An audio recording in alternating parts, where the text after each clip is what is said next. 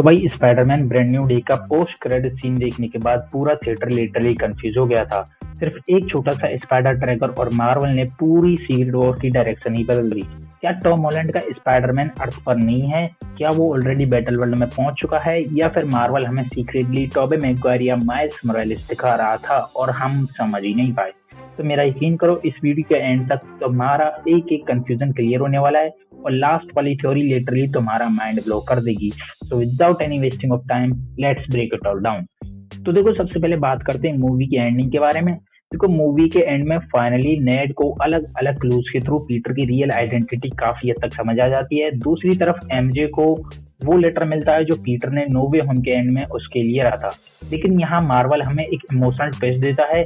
MJ यहाँ पे clearly बोलती है कि जिस पीटर से मैं प्यार करती थी वो मेरे लिए कोई और था और अब मैं तुमसे प्यार नहीं करती।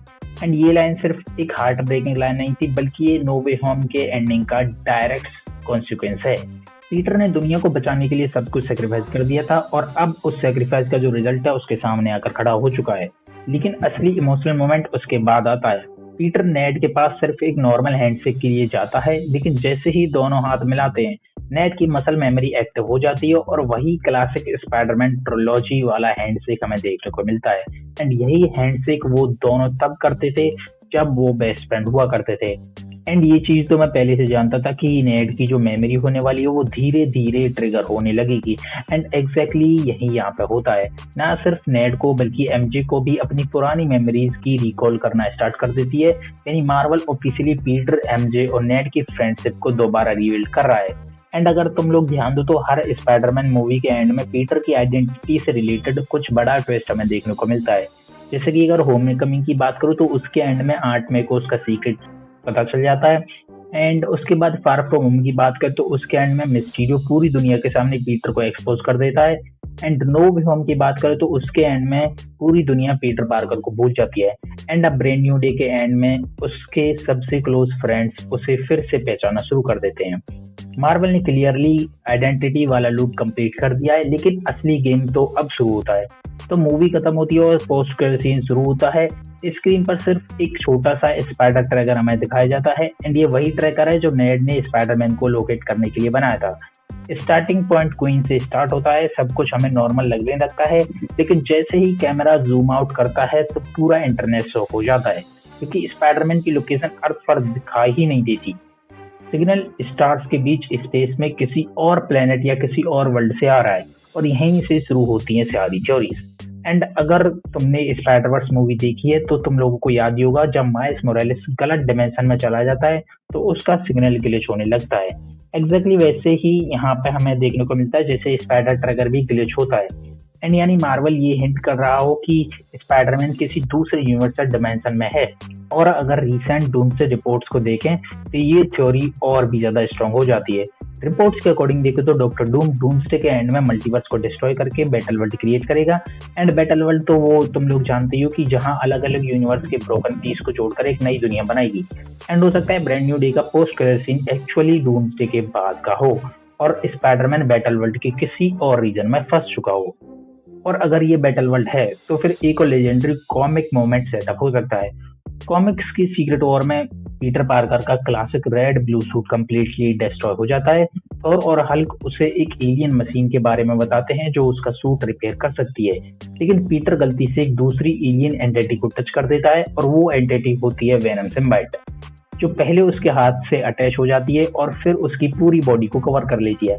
एंड इसी तरह पीटर को मिलता है लेजेंडरी ब्लैक वेनम सिम्बाइट सूट। और सबसे इंटरेस्टिंग बात है कि एमसीयू में वेनम सिम्बाइट ऑलरेडी एग्जिस्ट करता है, अगर तुमने वेनम लास्ट टाइम देखी है तो मार्वल इजीली कॉमिक्स को एडेप्ट कर सकता है। एंड रिपोर्ट्स भी ये कह रही हैं कि टॉम हॉलैंड का स्पाइडरमैन डूम्सडे में मेजर रोल प्ले नहीं करेगा। और अगर ये सच है तो पॉसिबली हो सकता है कि उसका पूरा आर्क बैटल वर्ल्ड के लिए सेव किया जा रहा है। यानी ब्रांड न्यू डे का जो पोस्ट क्रेडिट सीन है वो डायरेक्ट सीक्रेट वॉर को सेटअप कर रहा है। लेकिन एक और पॉसिबिलिटी भी आती कि हो सकता है स्पाइडरमैन बैटल वर्ल्ड में नहीं बल्कि किसी और यूनिवर्स में हो, एक ऐसा यूनिवर्स जो अर्थ 616 के साथ कोलाइड होने वाला है। एंड इस इवेंट को मार्वल कॉमिक्स में इनकर्जन कहते हैं, जहां एक यूनिवर्स को बचाने के लिए दूसरे यूनिवर्स को डिस्ट्रॉय करना पड़ता है। लेकिन स्पाइडरमैन कभी भी इनोसेंट लोगों को सेक्रीफाइस नहीं करेगा एंड इसीलिए हो सकता है कि वो उस यूनिवर्स के हीरोज के साथ मिलकर कोई सॉल्यूशन ढूंढ रहा हो। एंड अब सुनो यहाँ पे एक सबसे क्रेजी थ्योरी। एंड अगर स्पाइडरमैन वेनम सिम्बाइट के साथ बॉन्ड बना लेता है तो सिम्बाइट उसके इमोशंस और डार्क साइड को एम्प्लीफाई करेगा और उसी वक्त डूम उसके सामने अपीयर होता है। एक ऐसा इंसान जो बिल्कुल टोनी स्टार्क जैसा दिखता है पीटर के लिए इमोशनल वीकनेस बन सकती है और इसी वजह से स्पाइडरमैन टेम्परेली डूम की साइड को ज्वाइन कर सकता है। एंड अब तुम लोग ये चीज इमेजिन करना कि सीक्रेट वॉर में black suit Spiderman doctor Doom के लेफ्ट हैंड सोल्जर बना हुआ है। ये सीन थिएटर को हिला देगा। एंड अब आती है सबसे डेंजरस थ्योरी। क्या पता स्पाइडर ट्रैकर टॉम हॉलैंड को ट्रैक ही ना कर रहा हो एंड क्या पता उसने टॉबी मैगवायर को स्पाइडरमैन को ट्रैक किया हो। एंड रिपोर्ट्स के अकॉर्डिंग देखो तो डूम्सडे की जो ओपनिंग सीक्वेंस होगा उसमें टॉबी मैगवायर को यूनिवर्स को दिखाया जा सकता है और उस यूनिवर्स पर इनकर्जन अटैक होने वाला है। और अगर मल्टीपल यूनिवर्स ऑलरेडी एक दूसरे से बहुत क्लोज आ चुके हैं तो स्पाइडर ट्रैकर किसी वेरिएंट को डिटेक्ट कर सकता है और क्योंकि टॉबी भी एक स्पाइडरमैन का वेरिएंट है तो ये थ्योरी परफेक्टली फिट बैठती है। एंड एक और इंटरेस्टिंग पॉइंट है कि एंड्रू गारफील्ड का स्पाइडरमैन को लेकर भी अभी कोई मेजर अपडेट हमारे पास नहीं है।